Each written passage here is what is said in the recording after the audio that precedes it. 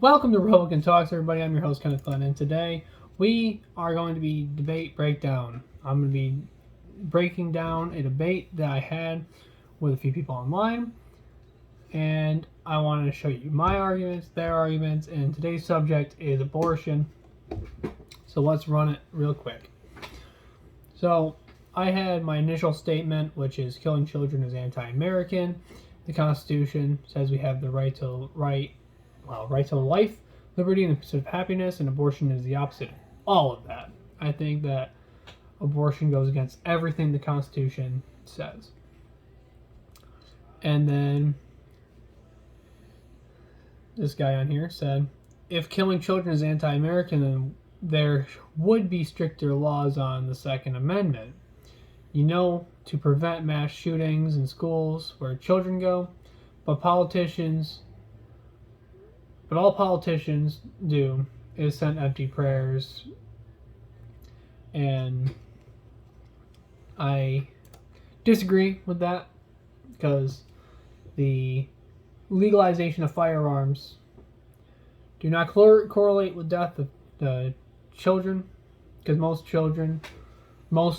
people who murder children are people who get guns illegally, which if we were to have stricter gun control would make people who get guns illegally still getting guns illegally. Like everyone who once got illegal before would still be getting them illegally, because the thing about stricter gun control is they don't stop people from illegally getting them. They stop people from legally being able to get them.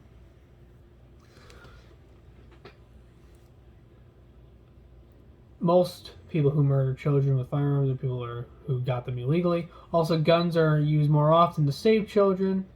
But why am I against abortion? Is because all abortion ends in a child's death. There is no abortion that doesn't end in a life being taken, whereas guns save almost 4 million people. Where guns save lives almost 4 million times a year and take 38,000 lives illegally on average a year, with 3,000 of those being children. So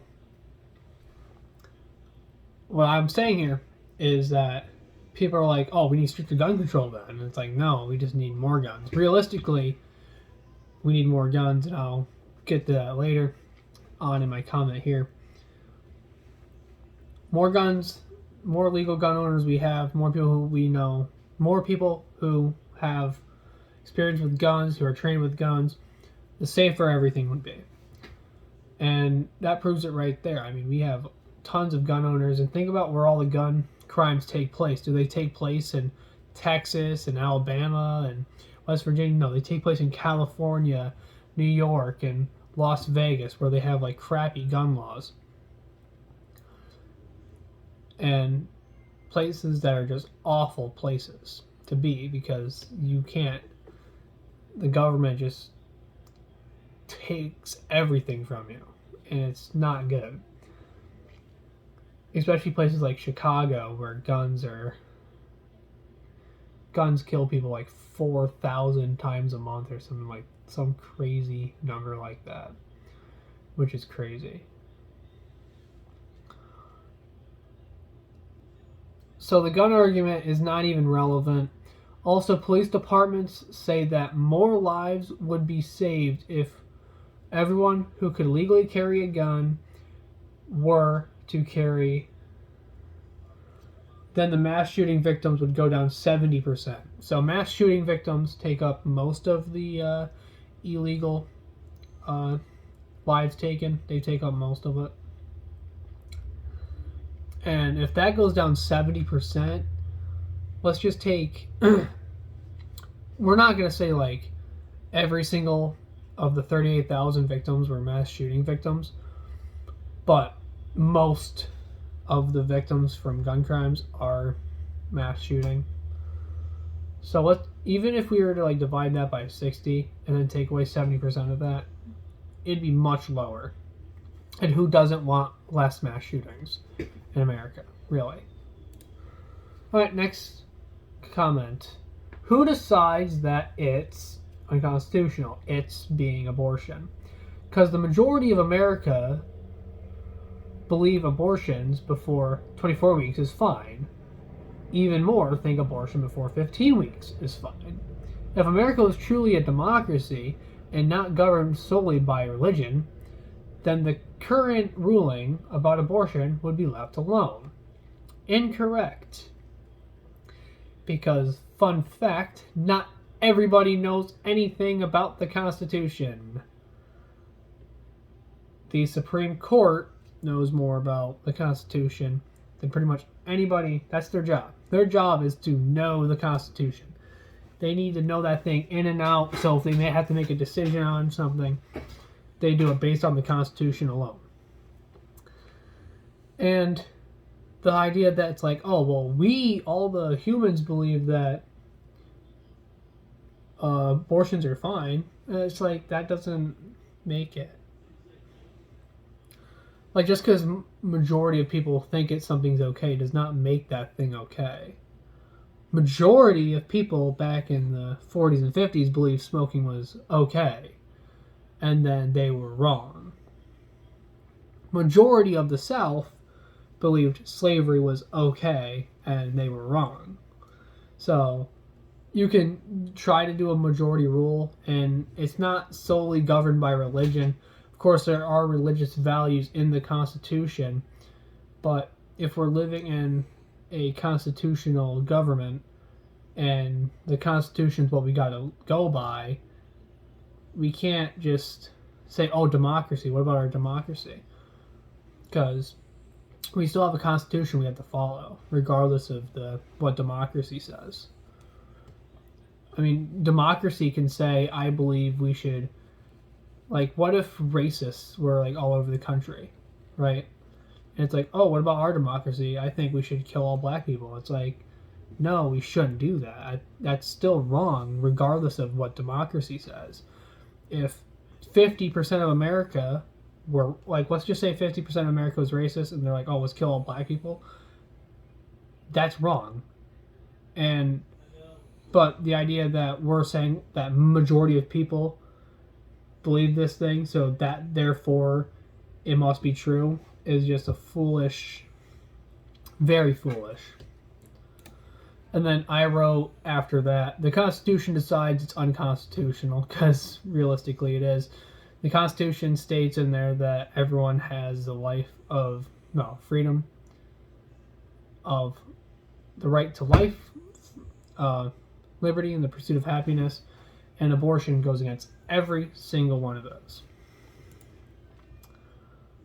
And then next thing, sure thing, kiddo. The good news is it's already illegal to kill children before viability. It's not a child unless you don't understand how science works. Man, if I had a nickel for every time someone told me I don't know how science works,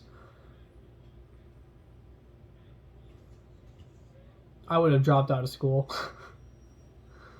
Because I would have been a millionaire. Anyways. Oh wait, not understanding how science works is pretty much defines the conservative voters. Don't understand vaccines, don't understand climate change, don't understand biology. We understand climate change, it's just that it's not as big of a deal as everyone says it is. I mean, people say climate change is an issue, but they have no solution for it. And it's just not. People say, oh, it's an issue, it's a big issue, it's a big issue. It's like, no, it's not. Al Gore, 20 years ago, predicted that in 20 years, ice capsules would have been melted by now, and look at them, they're still there. And by the way, climate change is called global warming. You want to know why it's not called global warming anymore? Because science proved it doesn't exist.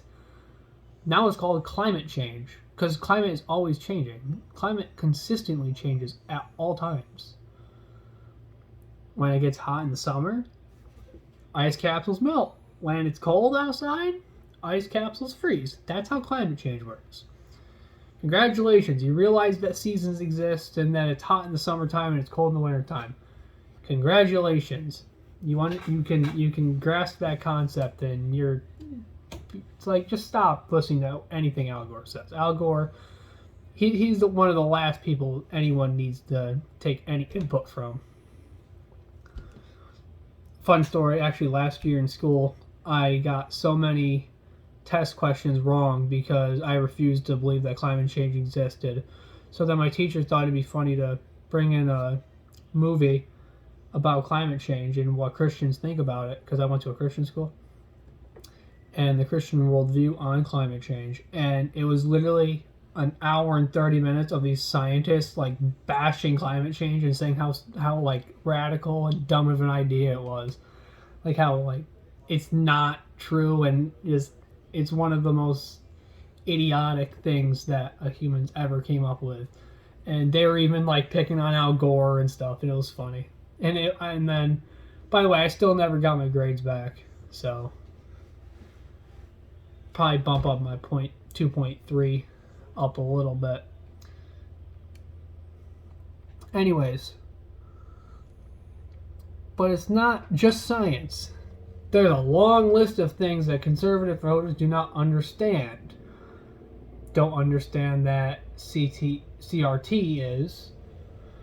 Don't understand why teaching history correctly is important. Yeah, we do. Teaching history incorrectly is what got Biden into office. Don't understand why police reform is needed. It's not needed. There needs to be more police. I mean, go into an inner city in like Chicago or stuff, and go to inner city Chicago, Baltimore. Ask the people in Portland, Oregon, if they could have police, would they want more or less? And they're gonna say they want more police. Police reform is one of the dumbest ideas ever. Let's just, those people who make you safe? Yeah, let's just get rid of those guys,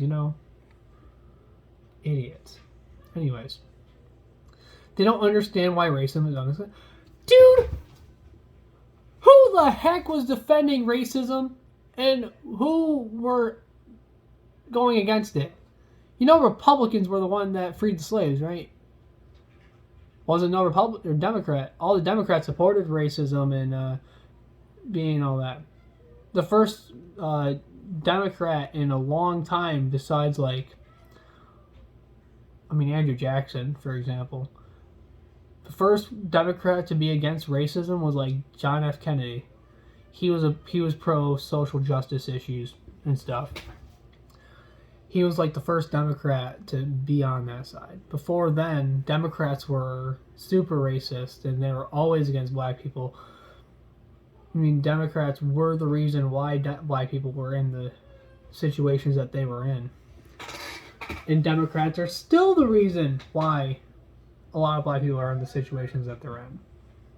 I bet you take the Democrat out of Chicago, Portland, taken out of Baltimore, and you get DeSantis in there, I bet you right now that whole community would improve. The life of the people who live there would improve. The schools would improve. I bet you right now, if you put a Republican in a black inner city area, I don't care who it is. You can have Glenn Youngkin, Cruz, I don't care who it is. Put any Republican in there, and they will fix that. They will fix it up. Just don't put Mitt Romney in there. He's not a Republican. And then I wrote, wait a minute, that it? All right, here we go. Ready? Science states that life starts at conception. Also, how is it a life when a pregnant woman is shot and killed? It's double murder. But when women want to kill the child, it's A-okay. Checkmate. Ding, ding, ding, ding, ding. Checkmate. People always are like, oh, if that pregnant woman got shot, that's awful. That person should get life in prison for double murder. But then it's okay, so when the woman wants to do it, it's okay. But when some random person shoots the pregnant woman, it's double murder. Personally, I think they're both wrong. I think both people should be charged. But that's just me. And then I showed a screenshot of the definition of when life begins, and PrincetonEDU.edu princeton.com or .org. Well, Princeton.edu states that fertilization is when life starts. Because the biggest argument about abortion, and I know most of this video isn't really an abortion argument, but the main topic was abortion, and we just went off track there because realistically, the Democratic Party can't really defend abortion that well. Because realistically, you can't really defend something when you're ending a life. It's hard to defend something like that. So they try to swoop to the level of like, what about these people? What about these people? What about these people? What about these people? Because it's really difficult to defend that. Like, even if I had to defend abortion, I don't think I could even do it. Because it's so easy to it's so easy to combat any defense for abortion. Because abortion is a morally wrong thing. It is a terrible thing. Ripping a child into pieces is not a good thing in any case scenario. And the biggest thing about abortion is, when does life start, and when is it okay to kill, and when is it not okay to kill? And a lot of people have different arguments. Even earlier, this one person said most people agree that 24 weeks is fine and 15 weeks is fine. But what happens after 15 weeks, which makes abortion no longer okay? Like, what happens at 24 weeks? What happens at 15 weeks? Why? Like, what happens? What defines human? Like, what defines life? And most of the Democratic Party will have a different answer. But look at the conservatives. We have one answer, and that's the scientific answer. Fertilization. That's when life begins. That's when life truly begins.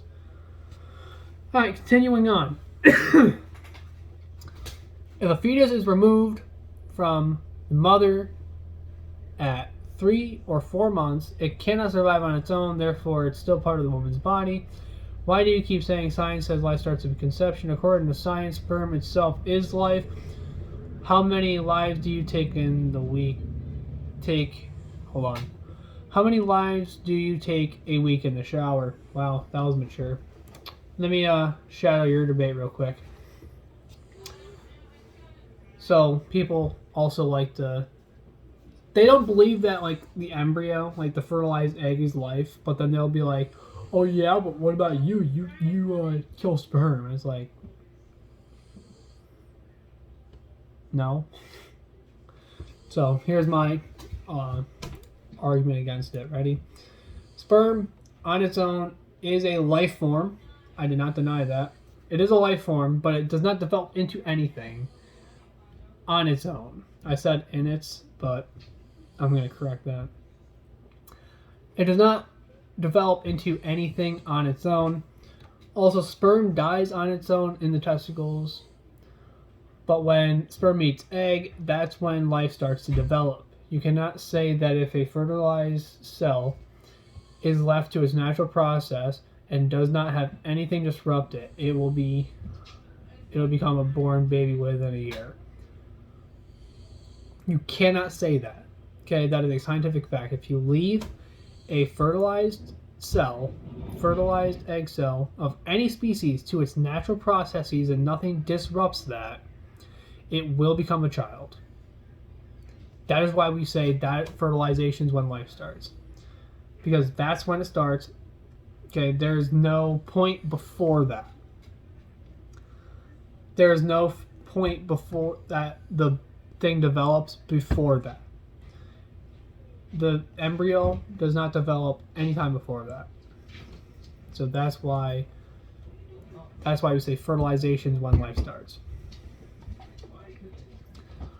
So it will become a born baby within a year. I say within a year because people are born late, some people are born early. So I just said within a year, general. It's a general term. Also, if a human life isn't life until you can live on your own without assistance, does that mean born babies are not human life? Because if you leave a baby on its own, it'll die pretty fast. Okay. I live in a household with a baby in it right now, and if you let that baby on its own, that he's not gonna know. He can't take care of himself. He can't just make himself a bottle and drink it on his own. He can't walk to the fridge and get it on his own. He can't do that. He needs assistance. Just like any baby in the world would need assistance. So the idea that it's like, oh, it can't live on its own, therefore it's not a human. It's like, no, that's incorrect. Also, that also says that autistic people, people with Asperger's, like people with mental disabilities, like Down syndrome and stuff like that, they're also not people because they can't take care of themselves either.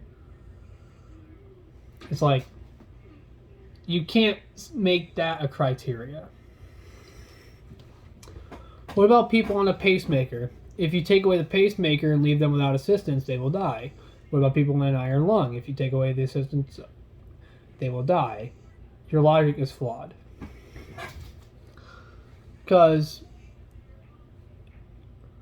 what he's saying is it cannot live on its own, therefore it's not human. And I don't think it's not a good argument, because it's like there's a lot of people who cannot live on their own. Cancer patients can't live on their own. People on pacemakers cannot live on their own. People with insulin who have diabetes and need insulin cannot live on their own without the certain assistance. I cannot live on my own without my inhaler. If I were to lose my inhaler today and like inhalers just stopped being made, I would die really fast because I need that medication to stay on top of my asthma. Now, I'm not saying I might not necessarily die, but it would not be a good situation. So the idea that it's like it's not a human if it can't live on its own, it's like it's not a good argument. So that's it. That's all I got for you guys today. I hope you liked the video, guys. If you want to see these arguments for yourself, you can go on my Facebook page. I have all of them posted on here. It's my December 4th post. So you can see them there and look at them yourself and read them yourself and see. And I just thought I'd talk through all the debates with you and my thoughts and thought process versus theirs. If you dislike the video, give it a dislike. I know I can't see it because YouTube got rid of that feature where if you dislike a video, I won't be able to see it. So if you dislike it, just give it a dislike anyways. I don't care. I would rather see 10 dislikes than nothing. I want some sort of feedback.